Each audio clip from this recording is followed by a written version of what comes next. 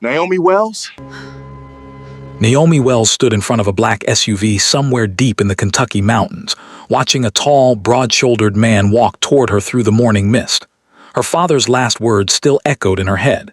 "You're gonna save this family, baby girl. You're gonna make everything right." She touched the small, battered suitcase at her feet. Everything she owned in the world fit inside it. 2 pairs of jeans, some t-shirts, her mama's Bible, and a photograph of better days. The man stopped about 3 feet in front of her. He was tall, had to be at least 6'3", with dark brown skin, a neatly trimmed beard, and eyes so intense they seemed to look straight through her. He wore work boots, dark jeans, and a flannel shirt with the sleeves rolled up to his elbows. There was a scar cutting through his left eyebrow. Naomi Wells. His voice was deep, rough like gravel on a dirt road. She nodded because her voice had disappeared somewhere between the trailer park in Hazard and this isolated mountain estate. "Tobias Blackwood," the man said, his expression unreadable. "As of today, you belong to me." Words hit Naomi like a punch to the stomach. Belong to him, like she was a car, a piece of furniture, property. But how did a 24-year-old woman from eastern Kentucky end up standing in front of a stranger who just told her she belonged to him? Let me take you back 1 week, and I promise you, this story will show you that sometimes the worst betrayal can lead you exactly where you need to be. But first, you gotta walk through hell. Make sure you hit that subscribe button right now, because this story is going to take you on an emotional journey you won't forget. 1 week earlier, Naomi pushed through the door of Rosie's Diner in downtown Hazard, Kentucky, her feet aching from a double shift. The smell of grease and coffee clung to her uniform, a faded pink dress that had seen better days about 5 years ago. "Night, Naomi," Rosie called from behind the counter, wiping down the same spot she'd been cleaning for the last 10 minutes. "Night, Miss Rosie," Naomi said, forcing a smile even though exhaustion pulled at every muscle in her body. Outside, the October air bit at her skin. Naomi pulled her thin jacket tighter and started the 15-minute walk to the trailer park on the edge of town.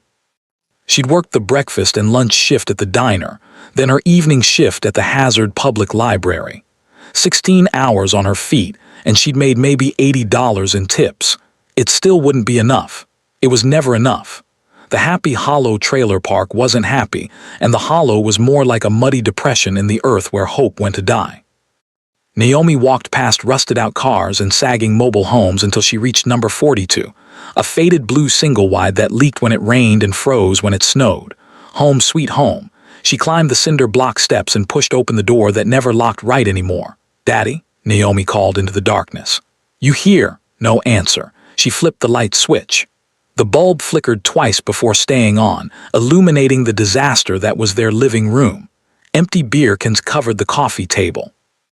The TV played some late-night infomercial to an empty couch. Naomi's stomach tightened. This was bad. When her daddy wasn't home by 11 o'clock, it meant he was at Eddie's pool hall. And when Luther Wells was at Eddie's pool hall, he was gambling away money they didn't have. Again. She thought about her mama gone 12 years now from cancer they couldn't afford to treat properly because Daddy had gambled away the insurance money. Naomi had been 12 years old watching her mama waste away while her daddy made promises he never kept. "I'll stop, baby," he'd say. "I swear on your mama's grave, I'll stop." He never stopped. Naomi kicked off her shoes and collapsed on the couch, too tired to even make it to her bedroom. She'd rest her eyes for just a minute, then take a shower then. The door banged open so hard it hit the wall. Naomi jerked upright, her heart hammering. Her daddy stumbled inside, and Naomi's breath caught in her throat. Luther Wells's face was a mess. His left eye swollen shut, blood dried under his nose, his lips split open and still bleeding fresh. "Daddy?" Naomi jumped up and rushed to him. "What happened? Who did this to you?" Luther collapsed into the recliner, breathing hard. His hands were shaking. "Baby girl," he said, his voice thick and strange. "Baby girl, I messed up. I messed up real bad this time." Fear crawled up Naomi's spine like a spider. She'd heard her daddy say he messed up 1,000 times before, but she'd never heard this tone in his voice. This wasn't regular shame. This was terror. "Much do you owe?" Naomi asked quietly. Luther looked up at her with his one good eye, and Naomi saw something she'd never seen before in her daddy's face, complete and total despair. $75,000, Luther whispered. The world tilted sideways. Naomi's voice came out as a squeak. "Daddy, that's not possible. How could you?" "Blackwoods run a poker game," Luther said, talking fast now like if he got the words out quick enough they wouldn't be real. Up in the mountains, high stakes, I thought I had a good hand, baby girl. I had a full house, kings over tens, I went all in. I was so sure. $75,000, Naomi repeated, her mind unable to process a number that large. They didn't have $75, let alone $75,000. They gave me 2 weeks to pay, Luther continued, and now tears were running down his battered face. But I can't, Naomi, I can't get that kind of money, and these ain't the kind of people you don't pay. The Blackwoods, they own these mountains. They own the timber, the land, the people. You don't cross them, you don't owe them and not pay. Naomi's legs gave out. She sat down hard on the couch. What are we gonna do? Luther was quiet for a long moment. Too quiet. When Naomi looked up, her daddy wasn't meeting her eyes. Daddy. Her voice came out small like she was a little girl again. What did you do? I made a deal, Luther said to the floor. What kind of deal? The kind that saves my life, Luther said, and finally he looked at her. The kind where you marry Tobias Blackwood and the debt gets cleared. For a second, Naomi thought she'd misheard him, that the exhaustion was making her hallucinate. But the look on her daddy's face told her she'd heard exactly right. You sold me, Naomi said, her voice flat and emotionless because if she let any feeling in, she'd shatter into a million pieces. You sold your daughter to pay a gambling debt. Ain't like that. Then what is it like? Naomi stood up, anger flooding through her like hot water. Tell me, Daddy, what is it like when a father trades his child for his own life? You don't understand, Luther said, standing too, reaching for her. These people, Naomi, they would have killed me. They still might kill me if you don't. Get out, Naomi said. Luther blinked. What? Get out of my sight before I do something I regret. Baby girl, please, don't call me that, Naomi screamed, and it felt like something broke open inside her chest. Don't you ever call me that again. Mama called me that. Mama loved me. You don't love me. You love cards and dice and whatever the hell gives you a rush. But you don't love me. Luther's face crumpled. That ain't true. I love you more than. If you loved me, you wouldn't sell me like a used car, Naomi's voice cracked. If you loved me, you would have stopped gambling when Mama died. If you loved me, you would have been a father instead of a she couldn't finish. The words dissolved into sobs that tore out of her throat like they were ripping her apart from the inside. Luther moved toward her, but Naomi held up her hand. Touch me, she said through her tears. Don't you dare touch me. They stood there in that terrible trailer, surrounded by years of bad decisions and broken promises, and Naomi realized something that made her feel like she was drowning. She had no choice. If she didn't do this, they'd kill her father. And despite everything, despite the gambling, despite the neglect, despite him choosing his addiction over her again and again and again, he was still her daddy. He was all she had left. When? Naomi asked, her voice hollow. Luther's shoulders sagged with relief. 1 week. They're giving us 1 week to get out, Naomi said again, quieter this time. I need you to leave right now. Naomi, please, Daddy, she whispered, and she hated how broken she sounded. Please just go. Luther hesitated, then grabbed his jacket and walked to the door. He paused with his hand on the handle. Your mama would be proud of you, he said softly. You're saving this family, baby girl. Then he was gone, and Naomi was alone. She stood in the middle of the trailer for a long time, not crying anymore, not feeling anything at all. Then slowly, mechanically, she walked to her bedroom, barely bigger than a closet, and pulled out the small suitcase from under her bed. She packed like she was watching herself from far away. Jeans, t-shirts, her mama's Bible. The only photo she had of her parents together, back when her daddy still smiled and her mama's eyes still had light in them. When she was done, Naomi sat on her bed and stared at the wall. She'd spent her whole life in this town, born in the Hazard Hospital, went to Hazard High School, worked at Rosie's Diner and the public library. Her whole world fit inside a 15-mile radius, and now she was going to marry a man she'd never met to save a father who'd never saved her. The next morning, Naomi went to the library even though she was scheduled for her day off. She needed information. Mrs. Patterson, the head librarian, looked surprised to see her. Naomi, honey, what are you doing here? You worked yesterday. I need to use the computer, Naomi said. Mrs. Patterson's eyebrows went up, but she nodded toward the ancient desktop in the corner. Help yourself. Naomi sat down and typed Tobias Blackwood, Kentucky into the search bar. Nothing. She tried Blackwood family, Eastern Kentucky. A few results popped up, mostly about Blackwood Timber Company, a legitimate business operating in the Daniel Boone National Forest area. The company website showed a professional operation, sustainable logging, local employment, community investment, but there was no mention of anyone named Tobias. No photos, no profiles. Naomi tried Facebook, Instagram, Twitter. Nothing. It was like the man didn't exist. She sat back in the chair, frustrated and more scared than before. Who was this person she was supposed to marry? What kind of man had so much power that her daddy was terrified of him but so little presence that he didn't exist online? Naomi, Mrs. Patterson's voice made her jump. You okay, honey? You look pale. Patterson, Naomi said slowly. Have you ever heard of the Blackwood family? Up in the mountains near Red River Gorge, Mrs.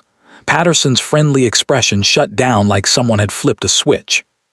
Why are you asking about them? The tone of her voice sent ice through Naomi's veins.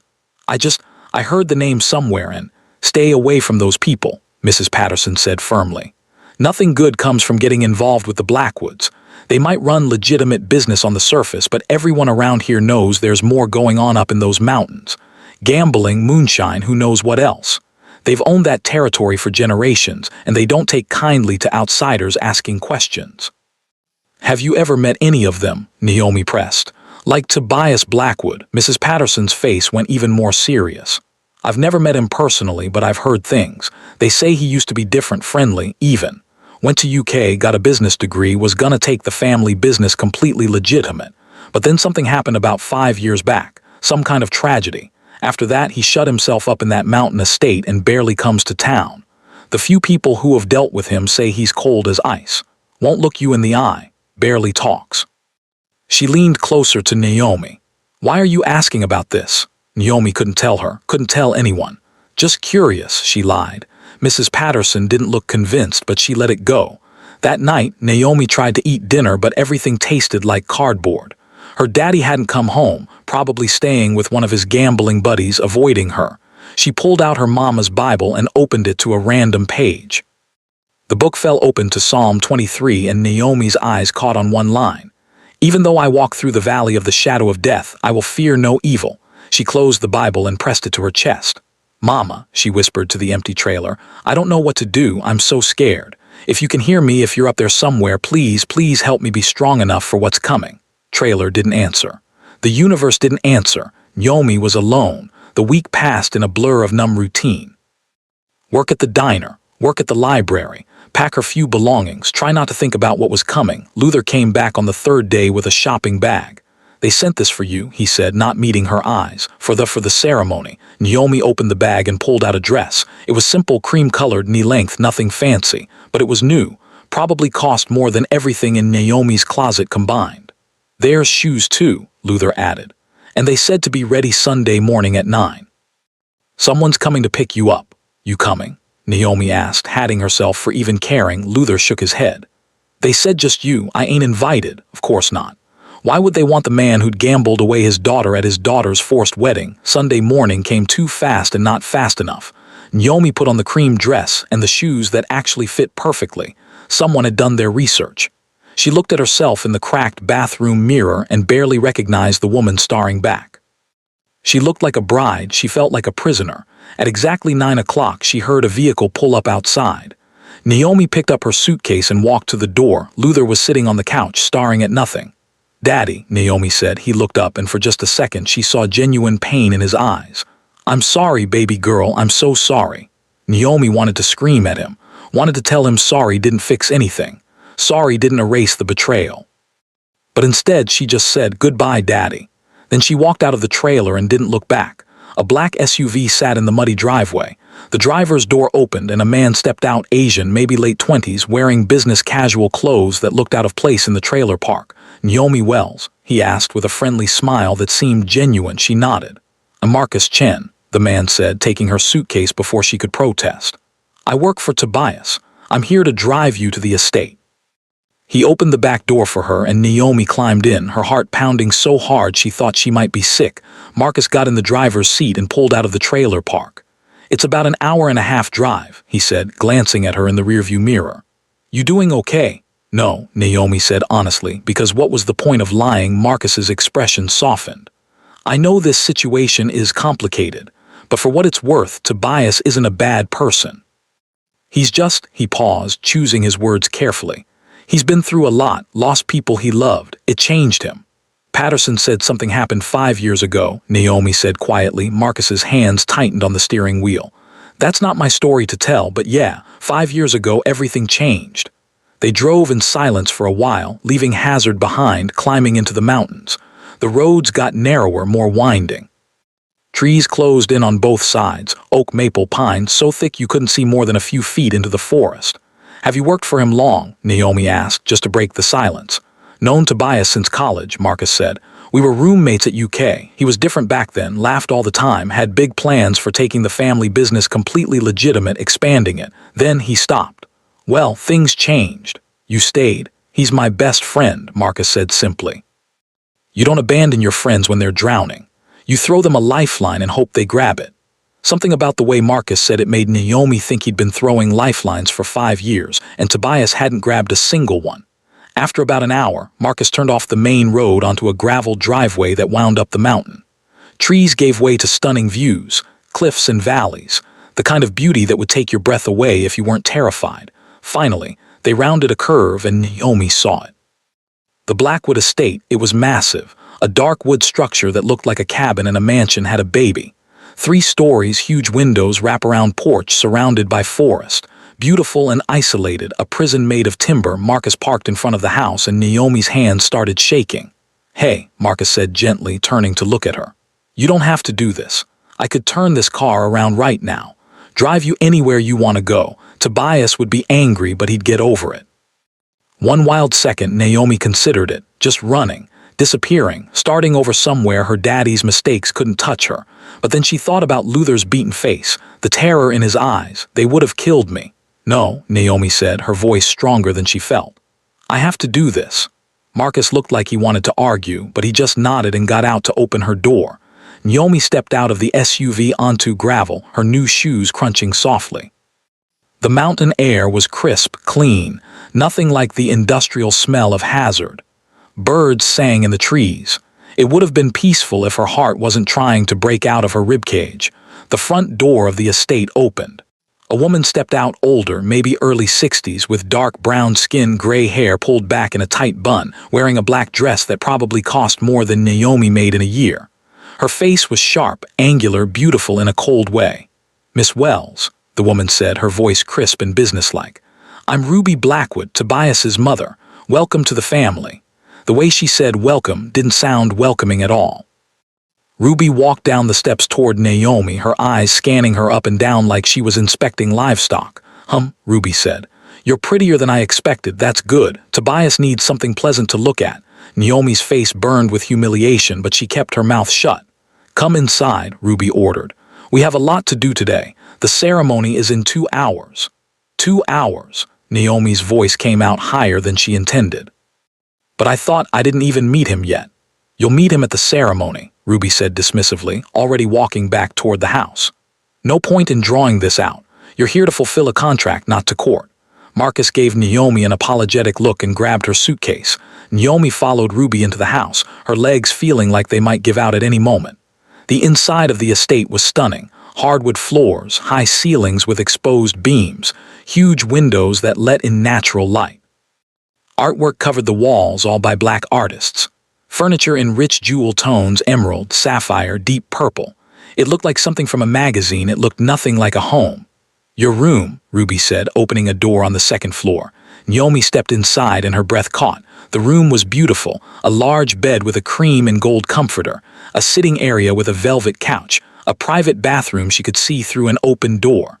Windows overlooked the forest and mountains. It was the nicest room Naomi had ever seen. It was also a cage. The ceremony will be in the backyard, Ruby said. Someone will come get you at 11, don't be late. Then she left, closing the door behind her with a soft click that sounded very much like a lock even though it wasn't. Naomi stood in the middle of the beautiful room and felt tears sliding down her face. Mama, she whispered, I'm so scared. A knock on the door made her jump. Naomi. A woman's voice, younger than Ruby's, warmer. Can I come in? Yes, Naomi said, quickly wiping her eyes. The door opened, and a woman stepped in, mid-30s, dark brown skin, natural hair and a twist out, wearing jeans and a sweater. She had kind eyes and a gentle smile. I'm June, the woman said. Tobias's sister. and I'm so sorry for what my family is doing to you." Kindness in June's voice made Naomi's tears start again. June crossed the room and pulled Naomi into a hug, a real hug, warm and tight, and the first human comfort Naomi had felt in a week. "This isn't right," June said softly. "What my mother is doing, what your father agreed to, none of this is right." "Then why is it happening?" Naomi asked against June's shoulder. June pulled back, her eyes sad. "Because Ruby Blackwood gets what Ruby Blackwood wants, and she wants Tobias to move on from what happened 5 years ago. She thinks giving him a wife will fix him." "What happened 5 years ago?" Naomi asked. June hesitated. "That's Tobias's story to tell, but I'll say this: my brother used to be one of the kindest, most loving men I've ever known. Then he lost everything that mattered to him in one night. He's been barely living ever since, just going through the motions." "Your mother thinks marrying a stranger will help him?" Naomi asked. "My mother thinks controlling every situation will help," June said. "She's wrong, but she'll never admit it." She squeezed Naomi's hands. "Listen to me. If you want to leave, if you want me to help you run, I will right now. I'll put you in my car, give you money, drive you wherever you want to go." It was the second escape offer in an hour, and Naomi wanted to take it so badly her teeth hurt. "But they'll kill my father if I don't do this," Naomi said quietly. June's face fell. "Oh, honey, is your father worth this sacrifice?" Naomi thought about Luther. About all the broken promises, about her mama's medical bills gambled away. About 12 years of choosing cards over his daughter. "No," Naomi admitted, "but he's all I have." June pulled her into another hug. "Then I'll be here for you, okay? Whatever you need, you're not alone in this." A sharp knock on the door made them both jump. "It's time," Ruby's voice called through the door. "Come downstairs." June gave Naomi's hand one more squeeze. "You're stronger than you know," she whispered. "Remember that." June left and Naomi was alone again. She looked at herself in the mirror one more time. The cream dress, the nice shoes, her natural curls pulled back in a simple bun. She looked like a bride. She felt like she was walking to her own funeral. But Naomi Wells had been raised by hard times and harder choices. She'd survived her mama's death. She'd survived her daddy's addiction. She'd survived poverty and loneliness and the kind of crushing hopelessness that made other people give up. She would survive this too. Naomi opened the door and walked downstairs. Ruby was waiting in the foyer with Marcus and a man Naomi didn't recognize, older, white, wearing a suit. "This is Pastor Williams," Ruby said. "He'll perform the ceremony." Pastor gave Naomi a sympathetic look that told her he knew exactly what kind of ceremony this was. "This way," Ruby said, leading them through the house to a back door. They stepped outside onto a large deck that overlooked the mountains. The view was breathtaking. Fall colors painting the forest in reds and golds, cliffs rising in the distance, a valley spreading out below like something from a painting. And standing at the edge of the deck with his back to them was a tall, broad-shouldered man in dark jeans, work boots, and a flannel shirt. Tobias Blackwood, Naomi's future husband. He didn't turn around as they approached. "Tobias," Ruby said sharply. "She's here." Slowly, so slowly it felt like time was moving through honey, Tobias turned around. Naomi's breath caught. He was younger than she expected, late 30s, not old at all. Dark brown skin, a short beard, intense eyes that looked black in the morning light. Handsome in a severe way, like a thunderstorm or a cliff face. There was a scar cutting through his left eyebrow, but it was his expression that made Naomi's stomach drop. He looked at her with absolutely nothing in his eyes. No anger, no interest, no emotion at all. He looked dead inside. "Let's get this over with," Tobias said, his voice flat and emotionless. "Drop a comment right now and tell me. Would you forgive a parent who did this to you? Let me know what you're thinking." The ceremony was nothing like a real wedding. There was no music, no flowers, no guests besides Ruby, Marcus, June, and the uncomfortable-looking pastor. Tobias stood on one side of the deck. Naomi stood on the other. Neither of them looked at each other. "We're here," Pastor Williams began, clearly reading from a card Ruby had given him, "to witness the union of Tobias Blackwood and Naomi Wells in the tradition of handfasting, an old Appalachian custom representing the binding of two families and the settlement of debts between them." Settlement of debts. That's all this was, a transaction. "Tobias," the pastor continued, "do you accept Naomi Wells as your wife to provide for her, protect her, and honor the agreement made between your family and hers?" "I do," Tobias said, his voice completely void of feeling. The pastor turned to Naomi. Naomi Wells, do you accept Tobias Blackwood as your husband to honor him, to remain in his household, and to fulfill the agreement made between your father and his family? Naomi's throat closed up. She couldn't breathe, couldn't think. This was it.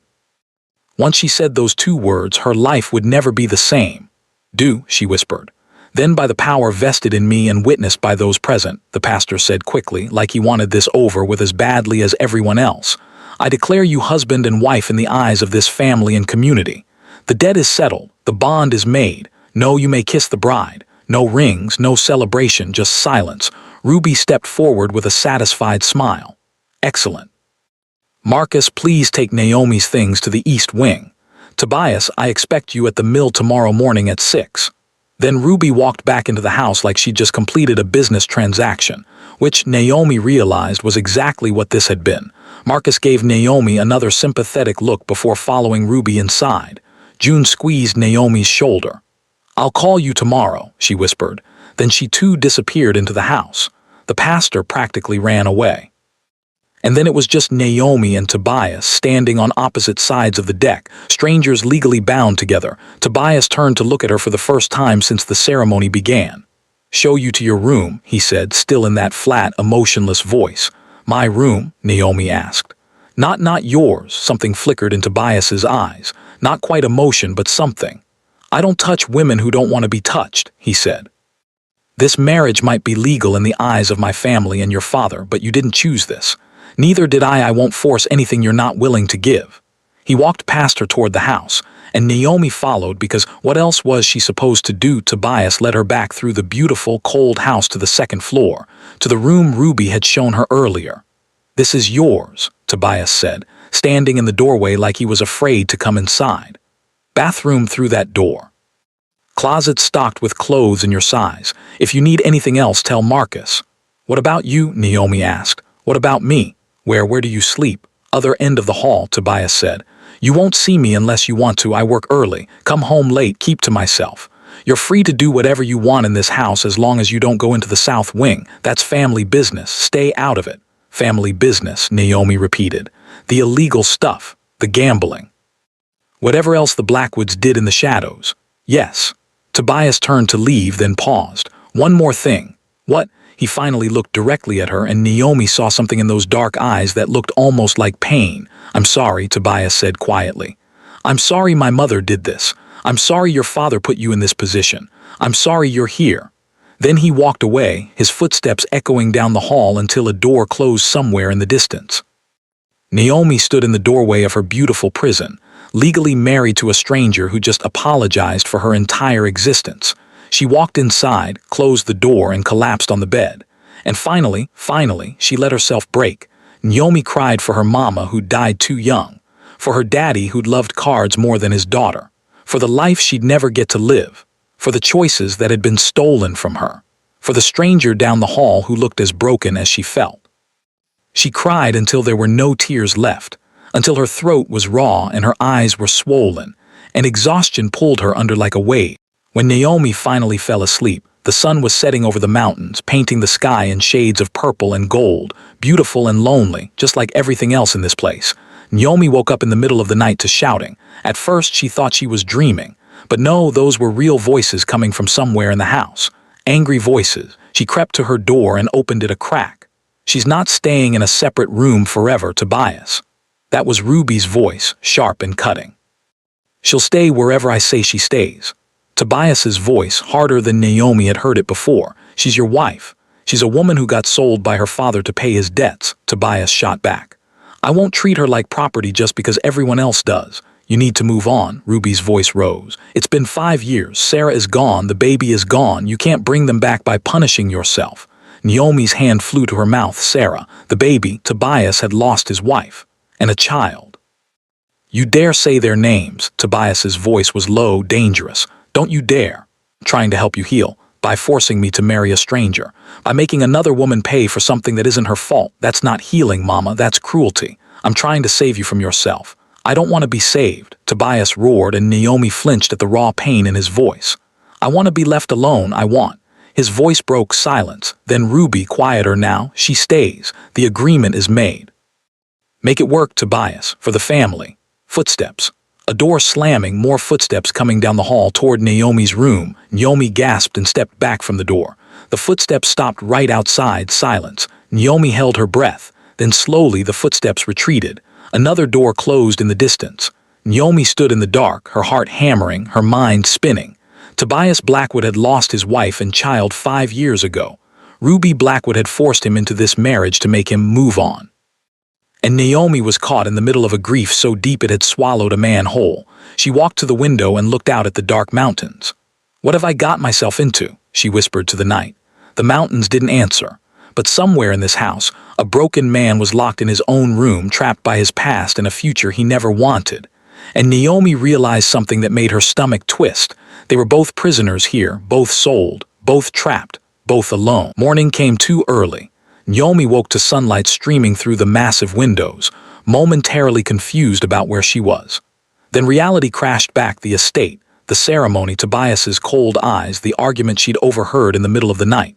She was married to a stranger in the mountains, and there was no going back. Naomi sat up slowly, her body aching from tension and crying. The clock on the nightstand read 7:43 a.m. She'd slept maybe 4 hours total. Her stomach growled, reminding her she hadn't eaten since yesterday morning. She had no idea where the kitchen was, or if she was even allowed to just wander around this massive house. A soft knock on the door made her jump. "Naomi," a woman's voice, not Ruby. "It's June, can I come in?" "Yes," Naomi called, her voice rough from crying. The door opened and June stepped in, carrying a tray with coffee, orange juice, and what looked like homemade biscuits. "I thought you might be hungry," June said with a gentle smile. "And maybe not ready to navigate the house yet." Naomi's eyes filled with tears at the simple kindness. "Thank you." June set the tray on the small table by the window and sat down across from Naomi. "How are you holding?" "Don't know," Naomi admitted honestly.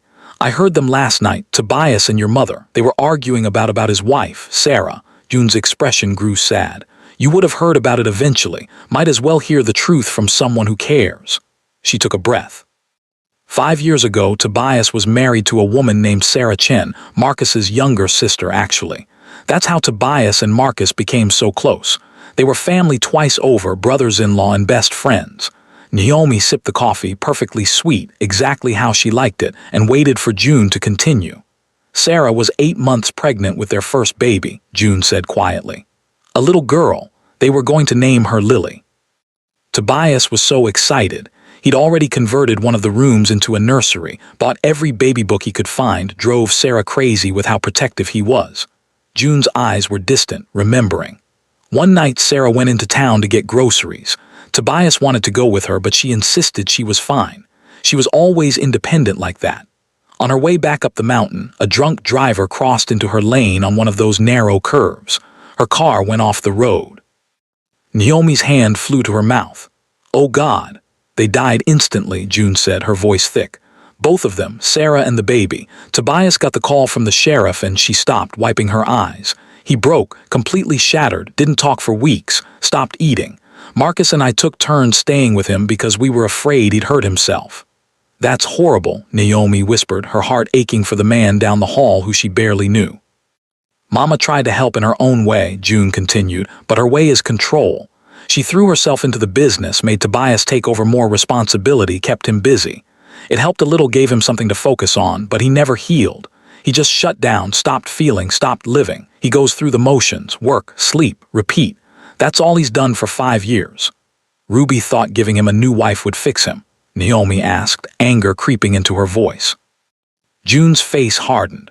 "Mama thinks everything can be solved with power and control. When your father came to her, desperate to clear his debt, she saw an opportunity. Kill 2 birds with 1 stone, get the money Luther owed and force Tobias to move on. I told her it was cruel. I told her it wouldn't work. She didn't listen. She never listens." Naomi set down her coffee cup, her hands shaking. "I'm supposed to replace a dead woman he loved." "How is that supposed to work?" "You're not supposed to replace anyone," June said firmly, taking Naomi's hands. "That's not your job. You didn't ask for this. You're a victim in this just like Tobias is. The only difference is you got forced into a situation you can't control and he got forced into a situation he won't control." "What do you mean?" "Tobias could have said no," June explained. "Mama has power, but she doesn't have complete control over him. He's a grown man. Runs half the business. He could have refused this arrangement, but he didn't. You know why? Naomi shook her head. Because he doesn't care, June said sadly. He doesn't care what happens to him anymore. Saying yes, saying no, it's all the same to him. Nothing matters when you've already lost everything that mattered. The words settled over Naomi like a heavy blanket. She thought about Tobias's empty eyes yesterday, the flat tone in his voice. I'm sorry you're here. He wasn't cruel. He wasn't angry at her. He was just empty. What do I do? Naomi asked quietly. June squeezed her hands. Whatever you want, this is your life, Naomi. Don't let my mother or your father or anyone else tell you what to do with it. If you want to leave, I'll help you. If you want to stay, I'll support you. If you want to try to build something here, she paused. Well, that's up to you and Tobias. A door slammed somewhere in the house. June checked her phone. That's him leaving for work. He always slams that door. Doesn't mean to, just doesn't pay attention. He'll be at the timber mill until late tonight. Probably won't be back until after dark. He do that every day. Every day, June confirmed. Works himself half to death. I think it's the only way he can sleep at night, exhaust himself so much he doesn't dream. After June left, promising to call later and check in, Naomi took a long shower in the massive bathroom. The water pressure was incredible, the bathroom itself bigger than her entire bedroom back at the trailer. Fancy soaps and shampoos lined the shelf, all unused, still in their packaging. Everything in this house was beautiful and untouched, like a museum. Like a mausoleum. Naomi dried off and looked through the closet June had mentioned. Sure enough, it was stocked with clothes, jeans, t-shirts, sweaters, dresses, all in her exact size. Someone had done their homework. She pulled on jeans and a soft gray sweater, then forced herself to leave the room. Time to explore this prison she was living in. The house was even more impressive in daylight. Naomi wandered through rooms that looked professionally decorated but rarely used. A living room with leather furniture that still had that new smell. A dining room with a table that could seat 12 but had a thin layer of dust. A library with floor-to-ceiling bookshelves. That room at least showed signs of use. Some of the books had worn spines, bookmarks sticking out. Naomi pulled one out, *Beloved* by Toni Morrison.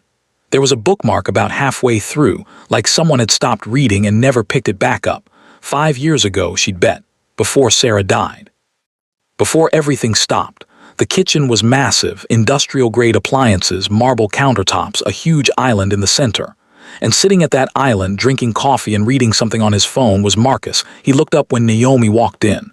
Hey, morning, how'd you sleep? Badly, Naomi said honestly. Marcus winced. Yeah, I figured. You want some breakfast. I was about to make eggs.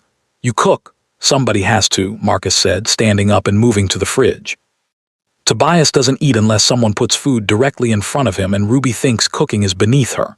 June tries when she's here, but she's usually in Lexington, so I end up making breakfast most mornings before heading to the office. You live here? Naomi asked, sitting at the island. Guest house out back, Marcus explained, cracking eggs into a bowl. Came here 5 years ago to help Tobias through everything. Never left. Somebody needs to make sure he doesn't completely fall apart. Marcus moved around the kitchen with easy familiarity, and Naomi watched him work. He had an openness about him that was completely different from everyone else she'd met here. No hidden agendas, no cold calculation, just genuine warmth. Can I ask you something? Naomi said. Shoot. Did Tobias agree to this, to marrying me? Marcus was quiet for a moment, whisking eggs. Honestly, I don't think he cared enough to say no. When you stop caring about your own life, you stop fighting for it. His mom wanted it, so he shrugged and said fine. That's where he's at right now. Said he could have refused. Technically, yes, Marcus agreed, pouring the eggs into a hot pan. But you gotta understand, after Sarah died, Tobias broke. And Ruby tried to fix him the only way she knows how. Through control, through work. Through pushing him forward even when he wanted to stay buried in grief. In a twisted way, she thought she was helping. By forcing him to marry a stranger, Marcus plated the eggs and slid them across to Naomi along with toast. Ruby's logic is that Tobias needs a reason to live again, someone to take care of, someone who needs him. She thought putting you in his life would give him purpose. He sat down across from her with his own plate. She's wrong, obviously. You can't force someone to heal, but that's how Ruby operates. Naomi picked at her eggs. This whole situation is so messed up. Completely, Marcus agreed. But here's what I know about Tobias. Underneath all that emptiness and grief, he's a good man. Before Sarah died, he was kind, generous, laughed all the time. That person is still in there somewhere. He's just buried under 5 years of pain. Do you think he'll ever? Naomi stopped, not sure how to finish the question. Heal, Marcus finished for her. I don't know, I hope so. I've been hopping for 5 years. He looked at Naomi with surprising intensity. But I'll tell you this, you don't owe him anything. You didn't sign up for this. You don't have to be his therapist or his savior or anything else. If you want to run, I'll help you. I'll drive you anywhere you want to go, give you money, help you start over. It was the third escape offer Naomi had received in 24 hours, and sitting in this beautiful kitchen, eating eggs made by a kind man who just wanted to help, Naomi almost said yes. Almost. But then she thought about her daddy's beaten face. About Ruby's cold eyes, about the debt that would still exist if she left.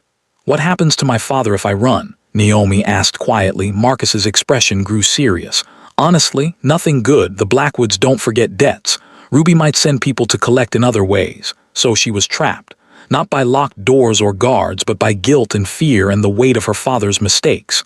Not going anywhere, Naomi said, surprised by how steady her voice sounded. Not yet, anyway. Marcus studied her for a moment, then nodded. Okay, but the offer stands. Anytime you change your mind. After breakfast, Marcus headed to the office, a building on the property where he managed the legitimate timber operations. He gave Naomi his phone number in case you need anything or just want to talk to someone who isn't completely crazy. Alone again, Naomi explored more of the house. She found the south wing Marcus had warned her about. The door was locked, and she didn't try to open it. Whatever family business happened behind that door, she didn't want to know. She found a music room with a beautiful piano, dust-covered and untouched. A home gym that looked barely used.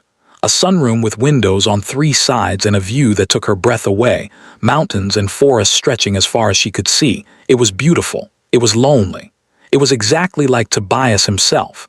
Drop a comment and tell me, is Naomi making the right choice by staying? What would you do in her situation? That evening, Naomi was reading in the library. She'd found a worn copy of Their Eyes Were Watching God and had gotten lost in the story. When she heard the front door open and close, heavy footsteps, a bag dropping, water running in the kitchen, Tobias was home. Naomi's heart started racing. She hadn't seen him since yesterday's ceremony. Didn't know what to say to him. Didn't know if he even wanted to see her. She heard cabinets opening and closing. The microwave beeping. The sound of someone clearly struggling to figure out how to heat up food. Before she could talk herself out of it, Naomi got up and walked to the kitchen. Tobias stood at the microwave, still wearing work clothes, jeans covered in sawdust, a flannel shirt with the sleeves rolled up, work boots. He looked exhausted, his shoulders tight with tension. He didn't notice her at first, too focused on punching buttons on the microwave with increasing frustration. It's broken, Naomi said quietly. Tobias spun around, his eyes wide with surprise. For a second, something flickered in his expression, almost like fear, before the emptiness slammed back down. What? He asked. Microwave, Naomi said, stepping into the kitchen. Marcus told me. It's been broken for a month, but nobody's bothered to replace it. Tobias looked at the microwave like it had personally betrayed him. Oh, silence stretched between them, awkward and heavy. I could make you something, Naomi offered, the words coming out before she could stop them. If you want.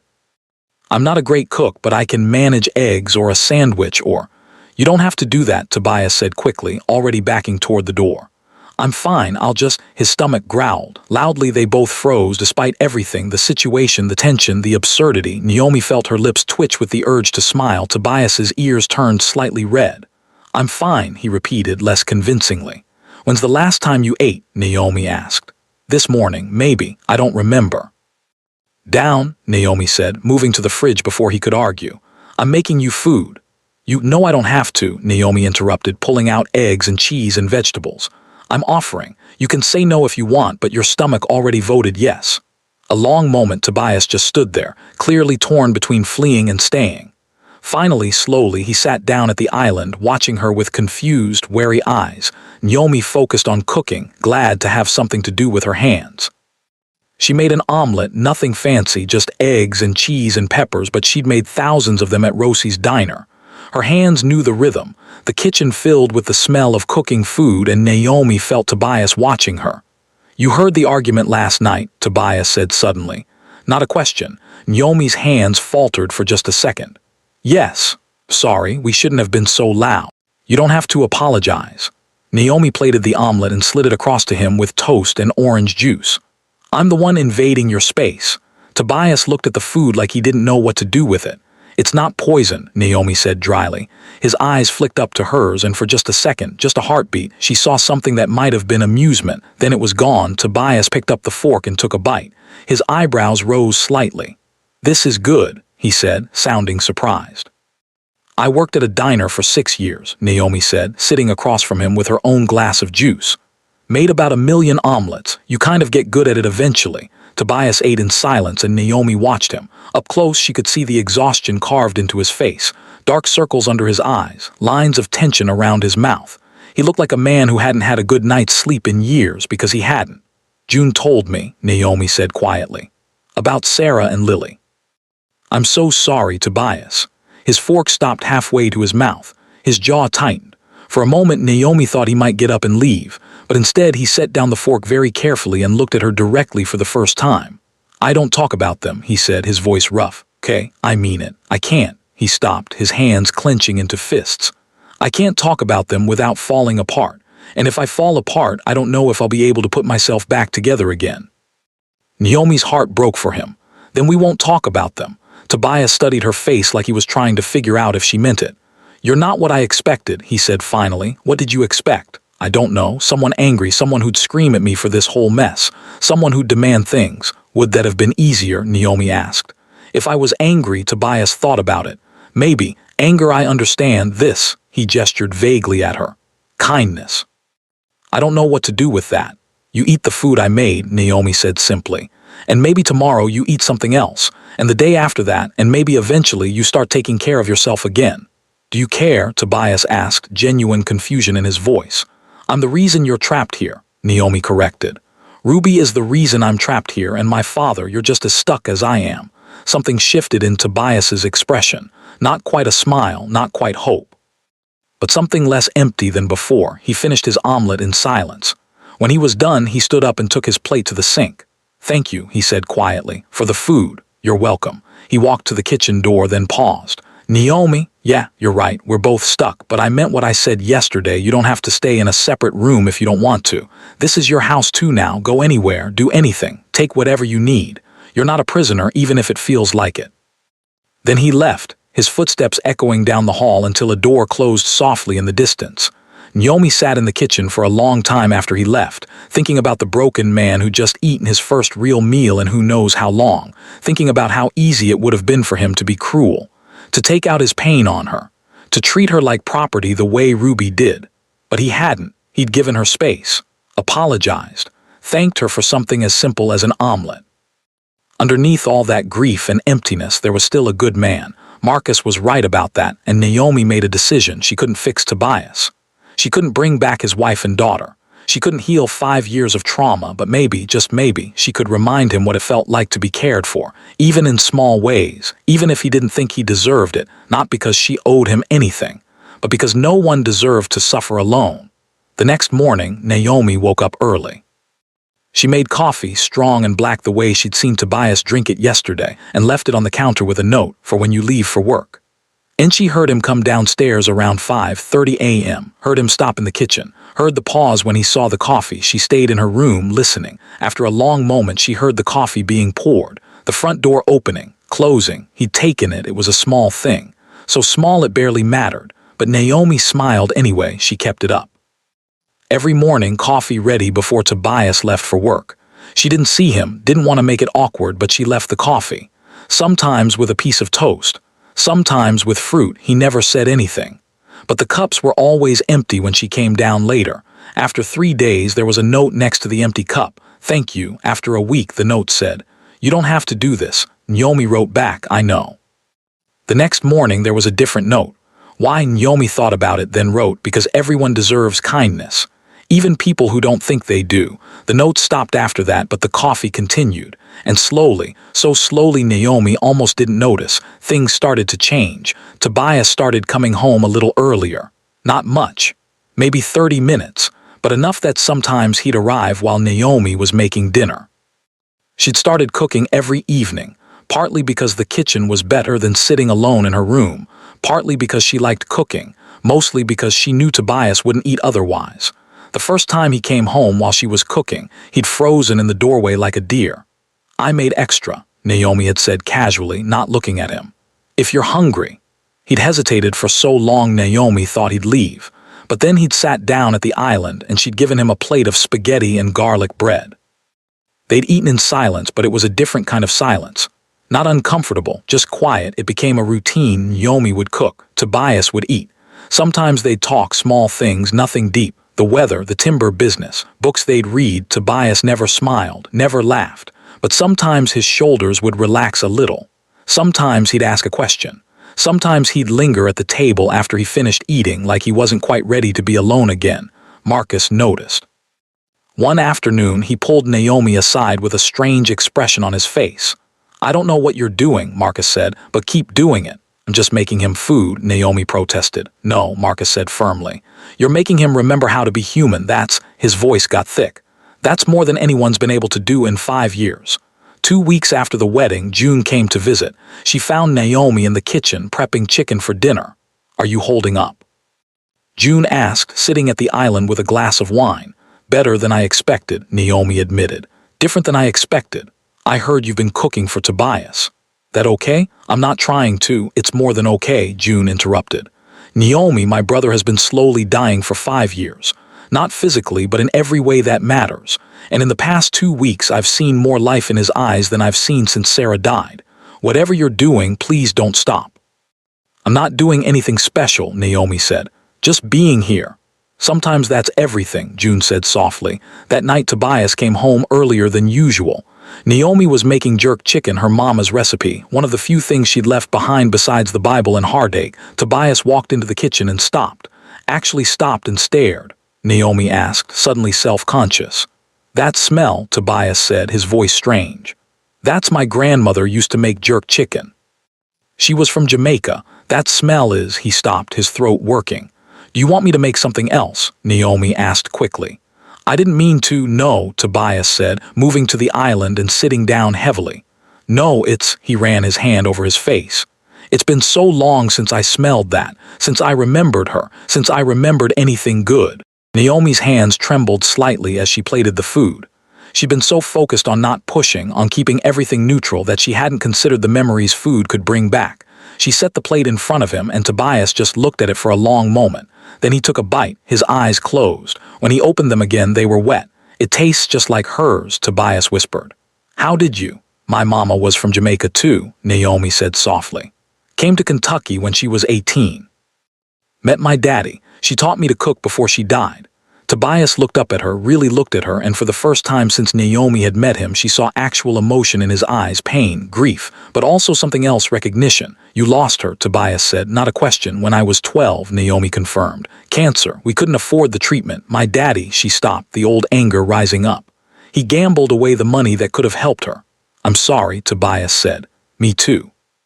They sat there in the kitchen, two people shaped by loss, connected by grief neither of them had asked for. "Do you do it?" Tobias asked suddenly. "How do you keep going after losing someone you love?" Naomi thought about it. "Honestly, I don't know if I did it right. I just survived. Went to school, got jobs, took care of my daddy even when he didn't deserve it, kept putting one foot in front of the other. Some days that's all you can do." "Does it get easier?" "No," Naomi said honestly.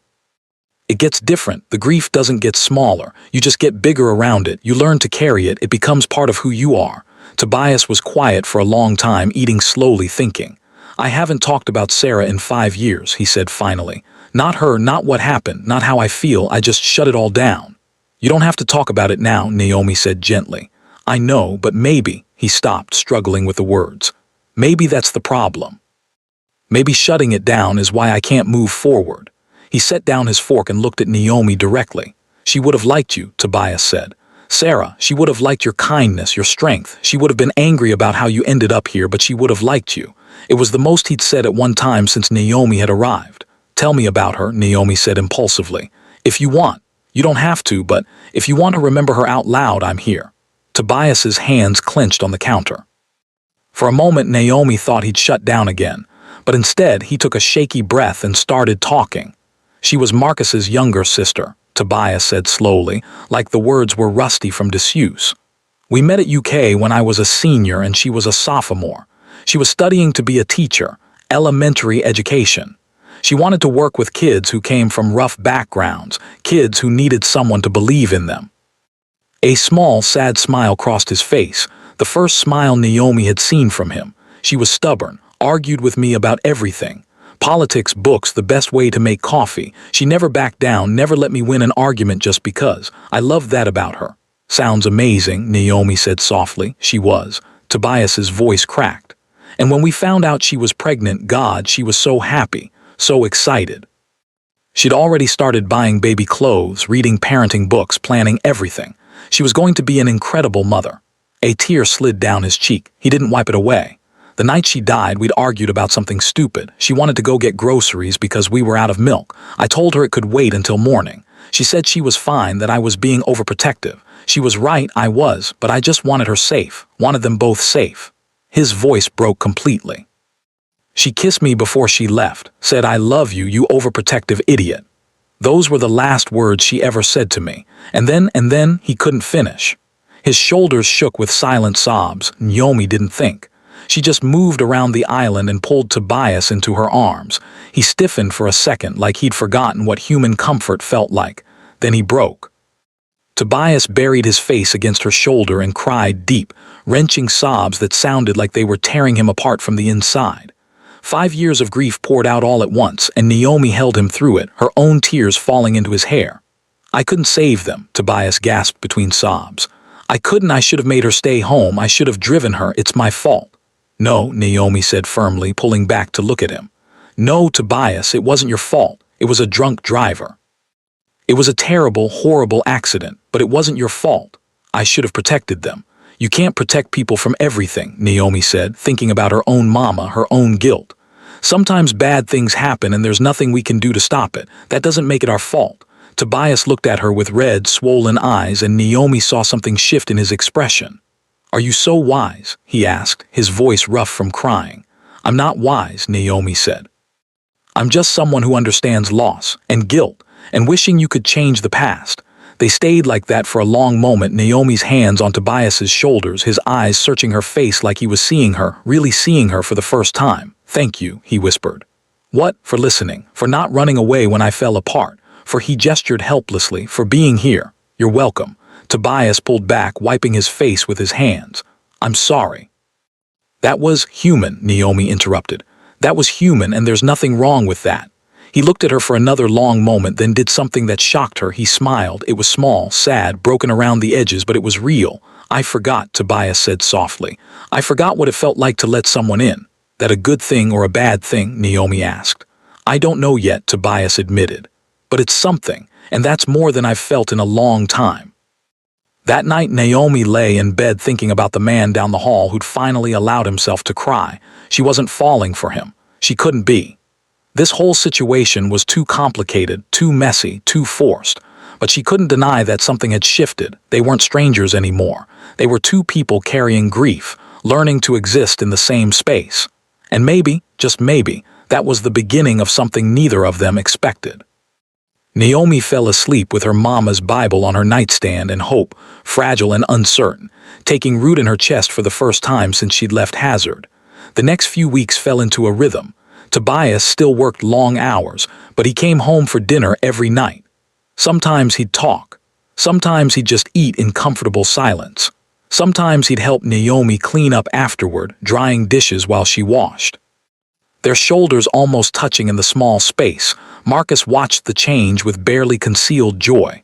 "You're a miracle worker," he told Naomi one afternoon. "I'm just being his friend," Naomi protested. "Yeah, well, he hasn't had one of those in 5 years besides me, and I'm his employee, so it doesn't count." June visited more often, and Naomi loved her company. They'd sit in the sunroom drinking tea, and June would tell stories about Tobias before the tragedy, before the grief, when he was young and happy and full of dreams. "He wanted to expand the business," June said one afternoon.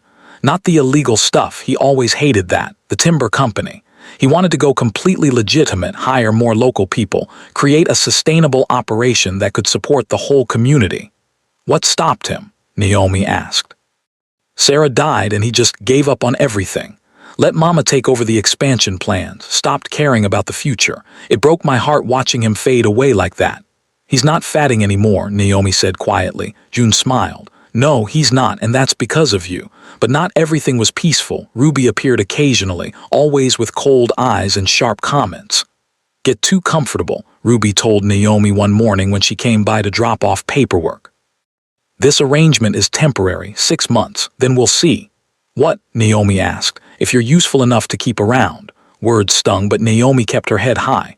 She wouldn't let Ruby see her hurt. After Ruby left, Tobias found Naomi in the library, clearly upset.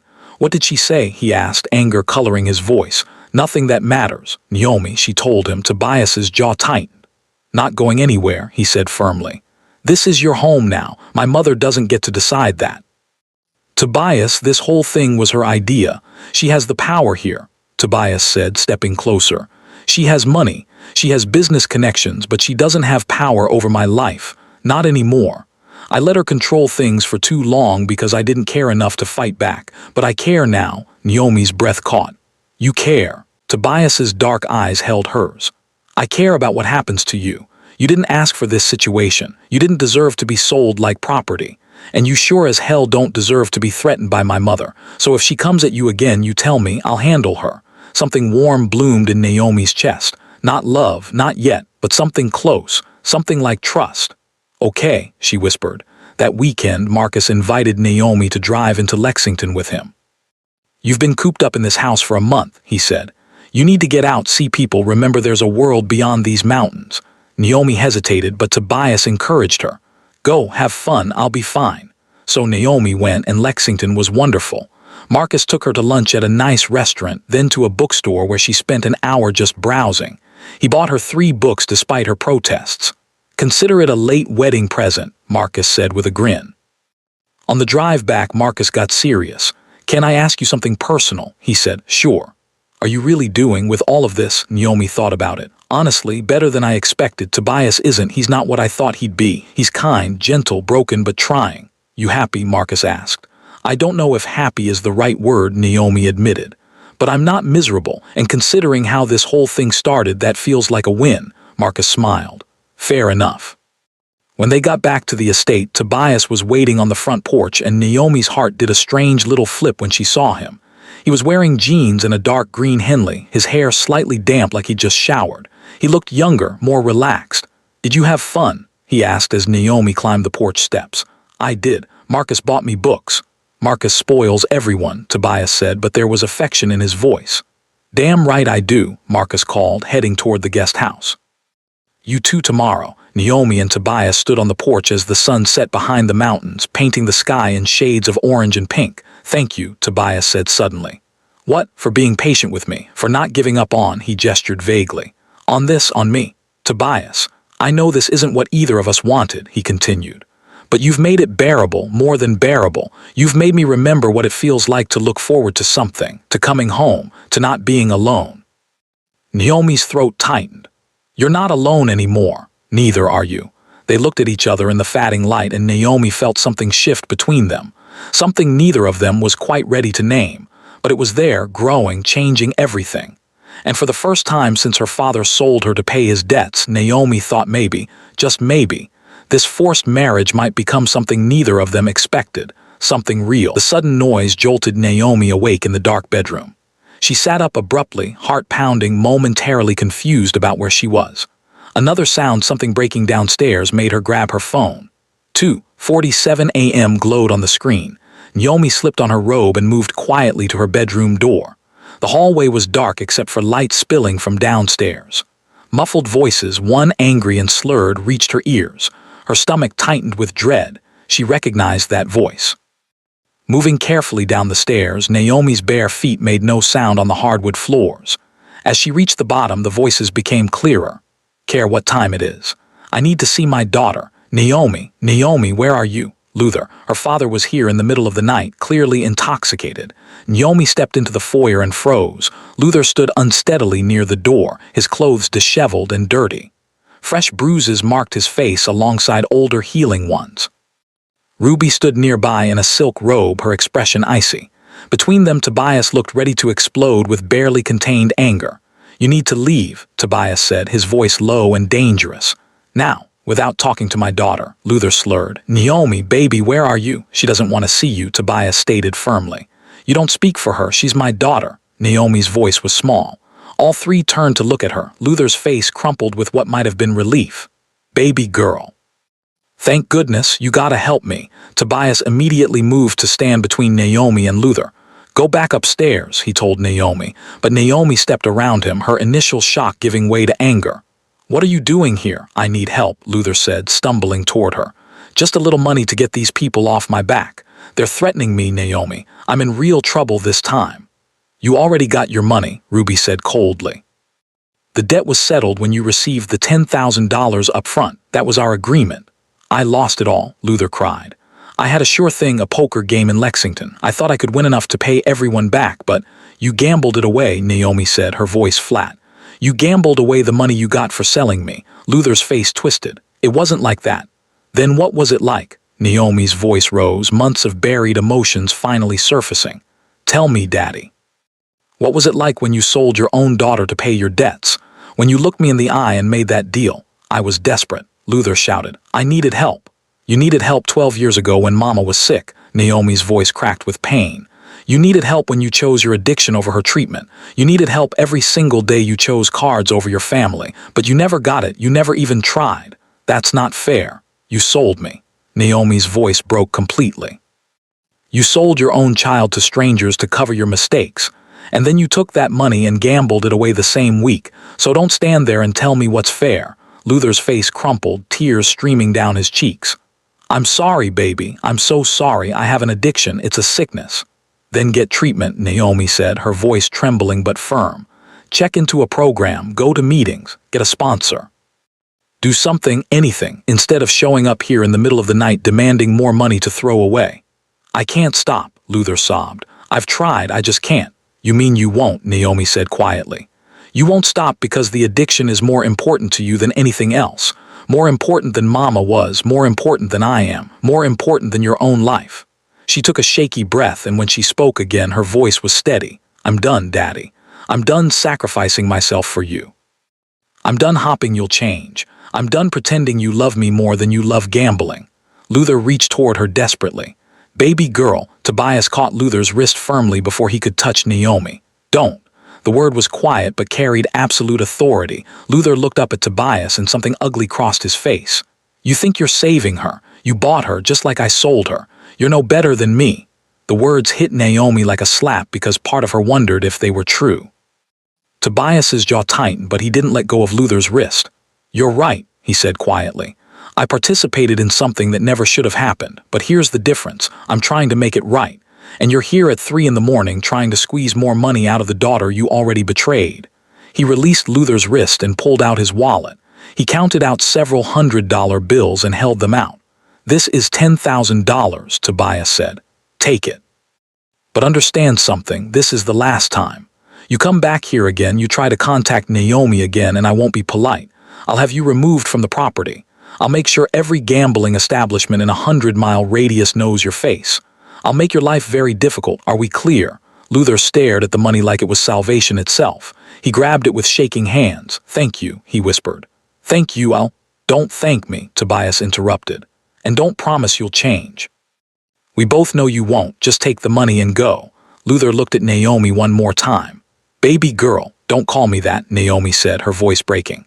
Don't ever call me that again, that's what Mama called me. You don't get to use her words. Something in Luther's face crumbled. For just a second, Naomi saw genuine pain there, genuine regret, but it didn't matter.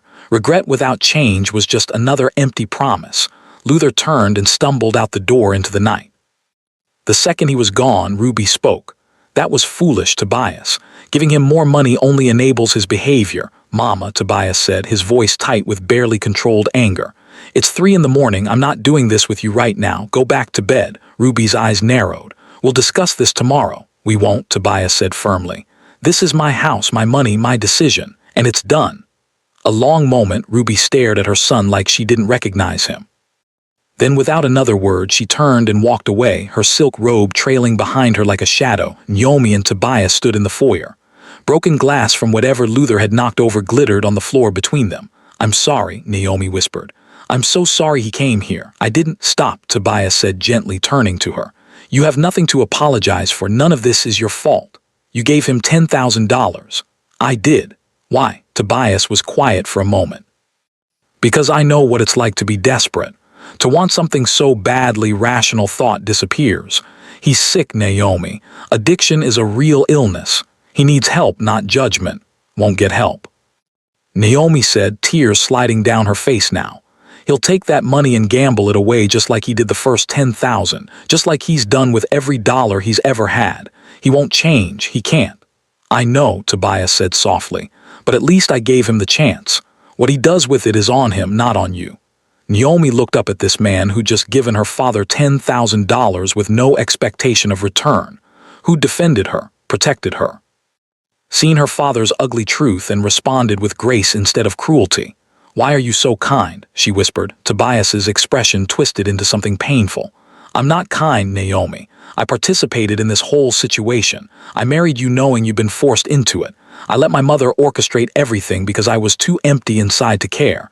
There's nothing kind about that. You gave me my own room, Naomi said. You told me I wasn't a prisoner. You've been respectful when you could have been cruel. You just defended me against my own father. That's kind, Tobias. That's better than kind. Or maybe it's just basic human decency, Tobias said, which shouldn't be exceptional, but I guess in this situation it is. They stood there in the broken glass in the aftermath of Luther's desperate visit, and Naomi felt something shift between them, something that had been building for weeks. I need to clean this up, Tobias said, looking at the mess. Help. You should go back to bed. I'll help, Naomi repeated firmly. They cleaned in silence, sweeping up glass, wiping down surfaces. Their hands brushed as they worked, and each touch sent warmth through Naomi. When they finished, Tobias walked Naomi back upstairs. They stopped outside her bedroom door. Try to get some sleep, Tobias said. You too. He turned to leave, and Naomi heard herself say, Tobias. He stopped. Yeah, thank you for everything, for defending me, for caring. Tobias looked at her for a long moment, something intense and unreadable in his dark eyes. I do care, he said quietly. More than I thought I could again, more than I probably should. Shouldn't you? Because this whole situation started wrong, Tobias said. You're here because you were forced to be, because your father made a terrible choice and my mother took advantage of it. Any feelings that come out of that foundation are complicated.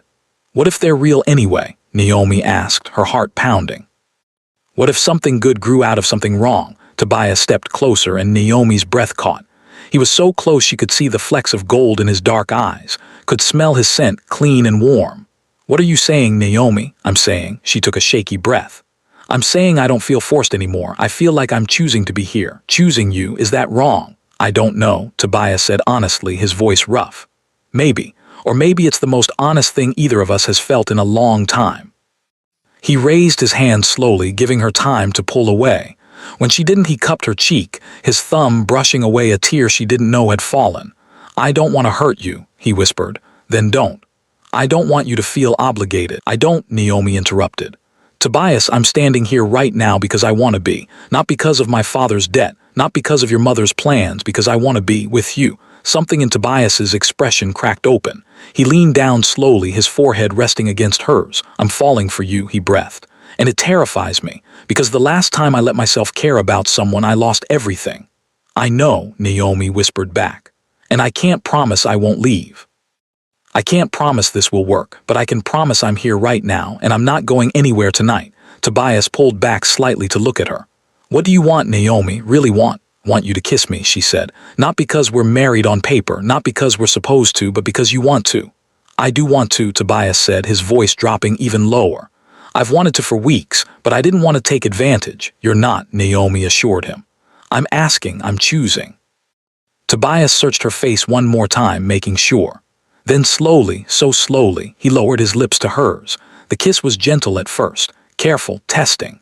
But when Naomi rose on her toes and wrapped her arms around his neck, something ignited between them. Tobias pulled her closer, one hand in her hair, the other around her waist. The kiss deepened, becoming something more urgent, passionate, real. When they finally pulled apart, both breathing hard, Tobias rested his forehead against hers again. That was, he started. Yeah, Naomi agreed, her heart racing. They stood there for a long moment, just breathing together, holding each other. I should let you sleep, Tobias said, but he didn't move. You should, Naomi agreed, but she didn't let go. Finally, reluctantly, they separated. Good night, Naomi, Tobias said softly. Good night, Tobias. He walked down the hall to his room, and Naomi watched him go before slipping inside her own. She lay in bed, her lips still tingling, her heart still racing. Everything had changed tonight. Her father had shown up and she'd finally let him go. And Tobias had kissed her like she mattered, like she was wanted, like she was chosen. Naomi fell asleep with a smile on her face and hope blooming in her chest. The next morning, Naomi woke up to find a note slid under her door. Meet me in the sunroom at 9. I want to show you something. Naomi showered and dressed quickly, her stomach full of butterflies. Last night felt like a dream. Had it really happened? Had Tobias really kissed her at 9:00 exactly? She walked into the sunroom. Tobias was there, wearing jeans and a navy blue Henley, looking nervous.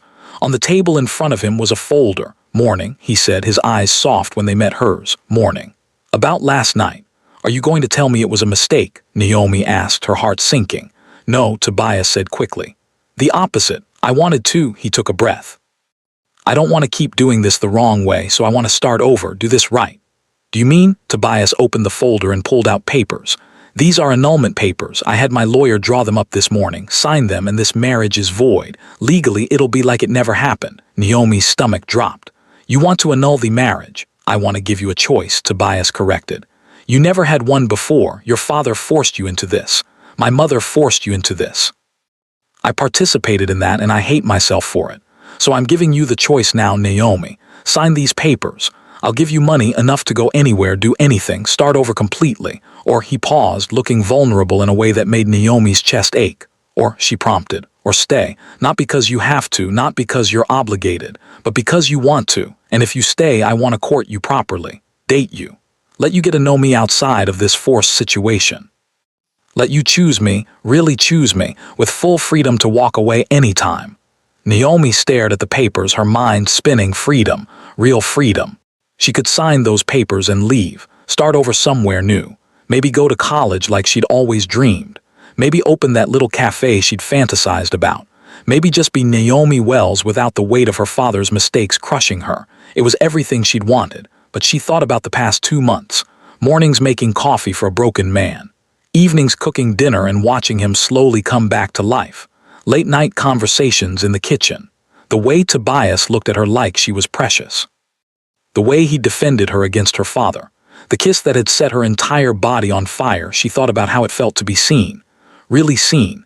Not as property or a burden or a disappointment, but as Naomi, just Naomi, and that being enough. What if I want both? Naomi asked quietly. Tobias looked confused. Both. What if I sign the papers, get the annulment, but stay anyway, not as your wife, as someone you're dating, someone who's here by choice? Understanding dawned in Tobias's eyes. You want the freedom to leave, but you're choosing to stay, Naomi said. I need to know I can walk away if I want to, that I'm not trapped.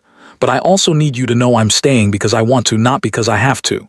A slow smile spread across Tobias's face, a real smile, the kind that made him look 10 years younger. That's perfect, he said. Yeah, let's do that. Naomi signed the annulment papers with shaking hands. Each signature felt like shackles falling away. Like breathing for the first time. When she finished, Tobias took the papers and locked them in a safe. Be filed tomorrow, he said, and then you're free, legally completely free. Then, Naomi asked, and then I take you on a proper date, Tobias said, moving closer, if you'll let me. Let you. He cupped her face in his hands, his thumbs stroking her cheeks. I'm going to do this right, Naomi. I'm going to court you the way you deserve, take you places, show you things. Let you see all of who I am, the good and the broken parts, and let you decide if you want this, want me. I already know I want you, Naomi said. Then let me prove I'm worthy of that, Tobias said. Please, Naomi nodded, unable to speak around the emotion clogging her throat. Tobias kissed her forehead gently. First date is tonight, 7 o'clock, wear something nice. Where are we going? It's a surprise. Drop a comment right now and tell me, are you team Naomi and Tobias? Do you think they can make this work? Let me know. That evening, Naomi stood in front of her closet, panicking. Where something nice was not helpful when you'd never been on a real date before. A knock on her door made her jump. Naomi, it's June. Can I come in, please? Naomi called desperately. June walked in and took one look at Naomi's face. First date panic. How did you know? Tobias called me. Asked me to help you get ready. He's nervous too, by the way. Marcus says he's been changing his shirt for the past hour. Image of Tobias nervously changing shirts made Naomi smile. June went straight to the closet and pulled out a dress Naomi had never worn, deep burgundy knee-length with a fitted bodice and flowing skirt. "This one," June said. "Trust me." Half an hour later, Naomi looked at herself in the mirror and barely recognized her own reflection. The dress fit perfectly. June had done her hair, natural curls framing her face, the rest pulled back in an elegant style. Simple makeup that made her eyes look huge and her skin glow. "You look beautiful," June said softly. "Tobias is going to lose his mind." A knock on the bedroom door made both of them turn. "Naomi," Tobias's voice. "You ready?" June grinned and opened the door. Tobias stood in the hallway wearing dark slacks and a burgundy shirt, almost the exact same color as Naomi's dress. His hair was freshly cut, his beard trimmed, and he looked so handsome Naomi forgot how to breathe. When Tobias saw her, he went completely still. He breathed. "You're wow. You clean up pretty nice yourself," Naomi managed. June laughed. "You two are adorable. Now go, have fun. Don't come back too early." She pushed them both toward the stairs. Tobias offered Naomi his arm and she took it, feeling like she was in a fairy tale. Outside, instead of the black SUV Naomi expected, there was a beautiful classic car, a restored navy blue Chevrolet from the 1960s. "This was my grandfather's," Tobias explained, opening the passenger door for her. "He left it to me when he died. I've been restoring it for years. Tonight felt like the right time to finally take it out." They drove down the mountain as the sun set, painting the sky in shades of pink and gold. Tobias put on music, a mix of old-school R&B and modern soul, and they sang along, laughing when they hit wrong notes. After about 45 minutes, they pulled up to a restaurant in Lexington that looked elegant and intimate. "Tobias," Naomi said, suddenly nervous. "This place looks expensive, perfect for a first date," he finished. "Because it is. Come on." Inside, they were led to a private table by the window with a view of the city lights. The food was incredible, Southern cuisine with creative touches, each dish beautifully presented. But better than the food was the conversation. They talked about everything: books they loved, music that moved them, dreams they'd had as kids. Tobias told her about his grandfather who taught him everything about timber and respecting the land. Naomi told him about her mama, about the recipes she'd left behind, about how cooking kept her mama's memory alive. "What did you want to be?" Tobias asked. "For everything before your dad's debts and all of this. What did you dream about?" Naomi thought about it. "I wanted to open a cafe, nothing fancy, just a small place where people could come get good coffee, homemade food. A community space, somewhere people felt welcome." "That's beautiful," Tobias said. "You should do it, maybe someday." "Not now," Tobias leaned forward. "Naomi, you're free. You could open that cafe tomorrow if you wanted." "Don't have the money." "I do." Naomi's eyes widened. "Tobias, I can't take your money." "It wouldn't be taking," he interrupted. "It would be investing. In you, in your dream, not because of anything except that I believe in you and I want to see you happy." Naomi's eyes filled with tears. "You barely know me." "I know enough," Tobias said softly. "I know you're kind, strong, resilient. You survived things that would have broken other people. You deserve to see your dreams come true." "What about your dreams?" Naomi asked. "What did you want before I lost everything?" Tobias finished. "I wanted to take the family business completely legitimate, expand the timber company, create jobs for the community, build something sustainable and good. That's still possible." Tobias looked doubtful. "The underground operations are tied up with my mother. The Blackwood name is connected to things I'm not proud of. I don't know if I can separate myself from that legacy." "You can," Naomi said firmly. "Tobias, you're not your family, you're not your mother's choices. You can choose something different." He looked at her for a long moment. "When did you get so wise?" "I learned from a pretty remarkable person," Naomi said with a small smile. After dinner, Tobias drove them to a spot overlooking Lexington, a hilltop park with a view of the entire city spread out below, lights twinkling like stars. They sat on the hood of the car, shoulders touching, looking at the view. "Have a confession," Tobias said. "I've been planning this date for weeks, ever since," he paused. "Ever since I realized I was falling for you, I kept telling myself it was wrong, that I shouldn't let myself feel anything, but I couldn't help it. You brought light back into my life, Naomi. You made me want to live again." Naomi took his hand, lacing their fingers together. "You brought light into my life too. You showed me what it feels like to be valued, protected, seen." "I want to keep doing that," Tobias said, turning to face her. I want to spend every day showing you how extraordinary you are, how worthy of love you are, how much you matter. Tobias, he slid off the hood and to Naomi's shock got down on one knee. Wait, Naomi said, her heart hammering. What are you? I'm not proposing, Tobias said quickly. We just annulled our marriage this morning. He pulled out a small box. I want to do this right. So Naomi Wells, will you be my girlfriend? Will you let me court you properly? Will you give me the chance to earn your heart the right way? Naomi started crying and laughing at the same time. You're asking me to be your girlfriend. I know it's unconventional given that we were married until this morning, but yes, Naomi interrupted. Yes, I'll be your girlfriend. Yes to all of it. Tobias opened the box and inside was a simple, beautiful bracelet, silver with a small charm shaped like a mountain. It's not an engagement ring, he explained. It's a promise that I'll do this right, that I'll choose you every day, that I'll never take you for granted. He fastened it around her wrist and Naomi looked at it through tears. It's perfect, she whispered. Tobias stood up and pulled her into his arms. You're perfect. He kissed her under the stars and it felt like the beginning of something beautiful, something chosen, something real. They drove home late, singing along to the radio, Tobias's hand finding hers on the center console. When they pulled up to the estate, both of them were reluctant for the night to end. Thank you, Naomi said, for the best first date of my life. It's the only first date of your life, Tobias pointed out with a smile. Then you set the bar really high. He walked her to her bedroom door like a proper gentleman. Good night, Naomi, he said softly. Good night, Tobias. He kissed her one more time, gentle, sweet, full of promise, then walked down the hall to his own room. Naomi floated into her room, touching the bracelet on her wrist, barely believing any of this was real. She'd come to this mountain as someone sold to pay a debt. She was staying as someone who chose love freely, and that made all the difference. The next few months flew by in a blur of happiness Naomi had never imagined possible. True to his word, Tobias courted her properly.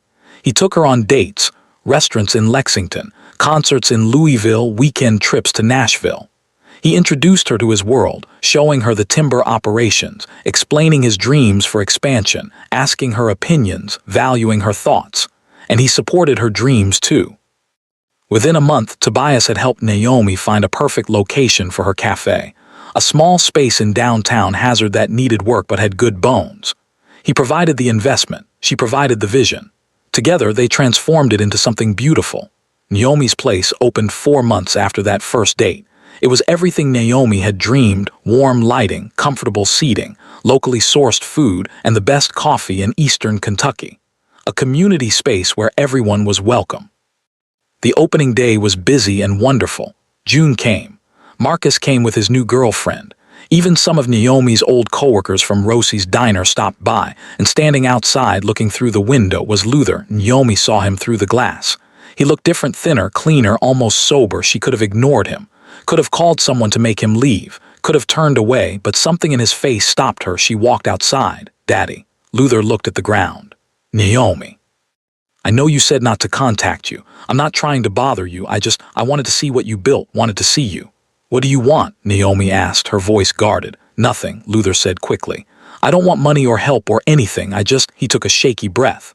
I'm 3 months sober, got into a program down in Lexington, been doing meetings every day, got a sponsor, working through things. He finally looked up at her and Naomi saw something different in his eyes, clarity. Maybe even hope. I can't undo what I did, Luther said, his voice breaking. I can't give you back your childhood, can't bring back your mama, can't take back selling you to strangers. I can't change any of it, but I wanted you to know I'm trying, finally trying to get better, not for you, not to get you back, just because I need to, because I'm tired of being the person I've been. Naomi's eyes filled with tears. You look good, Daddy, healthier. Feel better, Luther admitted. Clearer. For the first time in I don't know how long. They stood there on the sidewalk and Naomi felt something shift inside her, not forgiveness. Not yet, but maybe someday the possibility of it. I'm proud of you, Luther said, gesturing to the cafe. Your mama would be proud too. You built something real here, something good. Thank you. Luther nodded and turned to leave. Daddy, Naomi called. He stopped. Keep going to your meetings, keep trying, and maybe, she took a breath. Maybe in a few months, if you're still sober, you can come back. We can have coffee, talk. Not as father and daughter yet, just as two people trying to heal. Luther's eyes filled with tears. I'd like that, thank you, Naomi. He walked away and Naomi watched him go. She might never have the father-daughter relationship she'd wanted as a child. The damage might be too deep to fully repair, but at least now there was a chance. And sometimes a chance was enough. 6 months after their first date, Tobias made an announcement. He called a meeting. Ruby, June, Marcus, and Naomi all gathered in the living room of the estate. "I'm shutting down the underground operations," Tobias said without preamble. "All of it. The gambling rooms, everything that's not legal. We're going completely legitimate." Ruby's face went white with fury. "You can't." "I can and I am," Tobias said firmly. "The Blackwood Timber Company is profitable enough on its own. We don't need the questionable revenue. Not putting our family's reputation at risk anymore." "This is because of her," Ruby said, glaring at Naomi. "She's made you weak," Tobias said. "She's made me strong enough to do what I should have done years ago. The questionable operations end. We build something clean, something good, something my future children won't have to be ashamed of." Ruby stood up, trembling with rage. "If you do this, you're on your own. I won't support you." "Don't need your support, Mama," Tobias said calmly. "I'm a grown man making my own choices. You can accept it or not, that's up to you." Ruby looked at her son like she didn't know him. Then she looked at Naomi with pure hatred. "This is your fault," Ruby hissed. "No," June said, standing up. "This is Tobias finally becoming the man he was always meant to be. If you can't see that, that's your loss, not his." Ruby stared at her daughter in shock, then turned and walked out of the house. After she left, Marcus started clapping. "About time," he said, grinning. "I've been waiting years for you to do this." Tobias smiled and pulled Naomi close. Couldn't have done it without her. That night, Tobias took Naomi to their spot, the hilltop overlooking Lexington, where they'd had their first real conversation as a couple. "Have something for you," he said. "Another bracelet," Naomi teased. "Better." He handed her a folder. Inside were property deeds, the entire Blackwood estate now in both their names. "What is this?" Naomi asked, her voice shaking. "Not my property," Tobias said. "You're my partner, my equal. Everything I have I want you to share. Not because you're obligated, but because you chose to be here. You chose me, and that makes you the most precious person in my world." He cupped her face in his hands. "You came into my life when I was barely living," he said softly. "You reminded me what it felt like to hope, to dream, to want a future. You're not just my girlfriend, Naomi. You're my best friend, my partner, my reason for wanting to be better." He reached into his pocket and pulled out a small velvet box. Naomi's breath caught. "No, we did this backwards," Tobias said, getting down on one knee. "We got married before we even knew each other. Then we annulled it and started over. But now I know you, the real you, and I love you, all of you. So Naomi Wells, will you marry me? For real this time, not because anyone forced you, but because you want to build a life with me." Naomi was crying too hard to speak. She nodded frantically. "I need to hear you say it," Tobias said, smiling through his own tears. Naomi managed. "Yes, I'll marry you. Yes to everything." He slipped the ring on her finger, a simple, beautiful diamond that caught the lights of the city below. Then he stood and kissed her, and Naomi felt like her heart might burst from happiness. They'd started with a forced marriage built on desperation and debt. They were choosing a real marriage built on love and partnership and hope. 1 year later, Naomi and Tobias stood in front of their friends and community and had the wedding they both deserved. Not a cold transaction on a deck with strangers. A real wedding with flowers and music and joy. Marcus was best man. June was maid of honor. The cafe staff came. Timber company employees came. Half of Hazard came. Even Luther came, 1 year sober now, working at the cafe, slowly rebuilding a relationship with his daughter. Ruby didn't attend. She'd cut off all contact when Tobias went legitimate. It hurt, but Tobias was learning that some people couldn't celebrate your growth because it forced them to confront their own failures. As Naomi walked down the aisle toward Tobias, wearing a dress she'd chosen in a ceremony she'd planned, surrounded by people who genuinely loved her, she thought about how far they'd both come. From strangers forced together by debt and manipulation, to partners who chose each other freely every single day. Tobias looked at her like she was the sun, and when they said their vows, real vows, chosen vows, there wasn't a dry eye in the room. "I, Tobias Blackwood, choose you, Naomi Wells," Tobias said, his voice thick with emotion. "Not because I have to, not because anyone forced me, but because every day I wake up and choose you, choose us. Choose this life we're building together. You made me believe in love again, in second chances, in tomorrow, and I promise to spend every tomorrow showing you how much you mean to me. I, Naomi Wells, choose you, Tobias Blackwood," Naomi said through happy tears. "You showed me what real love looks like. What partnership means. what it feels like to be valued and cherished and seen. You took the worst thing that ever happened to me and helped me transform it into something beautiful, not because you're perfect, but because you're perfectly mine and I'm perfectly yours." When the officiant pronounced them husband and wife, Tobias kissed Naomi like it was the first and last time all at once. "My wife," he whispered against her lips. "For real this time." "My husband," she whispered back. "Always." 5 years later, Naomi stood in the kitchen of the estate. The home they'd transformed together from a cold museum into a warm, living space filled with love and laughter. Their 3-year-old daughter, Maya, sat at the island coloring while Naomi prepared dinner. Tobias would be home soon from the timber company, the completely legitimate, thriving business that now employed much of the county and operated with complete integrity. Naomi's cafe had expanded to 3 locations across eastern Kentucky. She'd started a scholarship fund for young people from difficult backgrounds who wanted to pursue their dreams. Luther was 5 years sober now. He worked at the flagship cafe and had slowly, carefully rebuilt enough trust to be a grandfather to Maya. Not perfect, but present and trying. Ruby had never reconciled with Tobias. She'd moved away, unable to accept that her son had chosen his own path.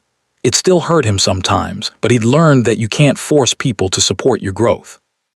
June visited every week, being the best Aunt Maya could ask for. Marcus had married his girlfriend 2 years ago. They'd met at Naomi's cafe, actually, and Marcus loved to joke that Naomi was responsible for his happiness too. Life wasn't perfect. They still had hard days, still struggled sometimes with echoes from their pasts, but they had each other. They had love. They had a daughter who would never question whether she was wanted or valued. And they had a story that proved the worst beginning doesn't determine your ending. As long as you're brave enough to heal, strong enough to choose yourself, and wise enough to recognize real love when it arrives. The front door opened. "I'm home," Tobias called. "Daddy," Maya shrieked, jumping down from her chair and running to him. Naomi heard Tobias scoop her up, heard Maya's giggles, heard his deep laugh, a sound she never got tired of hearing.